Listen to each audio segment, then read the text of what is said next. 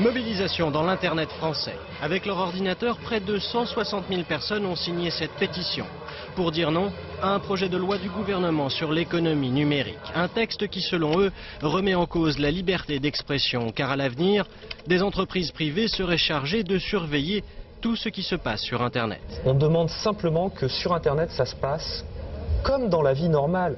C'est-à-dire que si je fais quelque chose de répréhensible, ce soit la police qui m'arrête, la police qui fasse la police, et puis si je dois être jugé, c'est un juge indépendant et impartial. Et que ce ne soit pas des intermédiaires techniques, des groupes privés qui soient chargés de ce genre d'opération ou de ce genre de mission.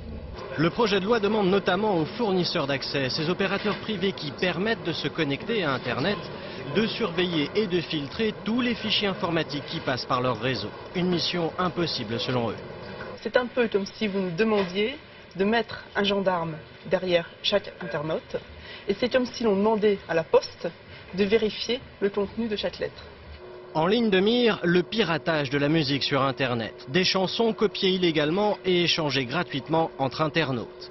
L'industrie du disque réclame une nouvelle législation pour enrayer un phénomène qui entame ses profits. En France, les ventes de CD ont chuté l'année dernière de près de 15%.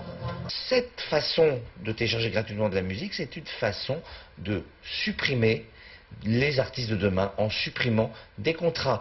Aujourd'hui, en 2003, on a signé 3 à 4 fois moins de nouveaux contrats d'artistes que l'année d'avant. La loi sur l'économie numérique répond à une directive européenne. Un dossier devenu sensible, son adoption au Parlement a été reportée après les élections régionales. Monsieur Santini.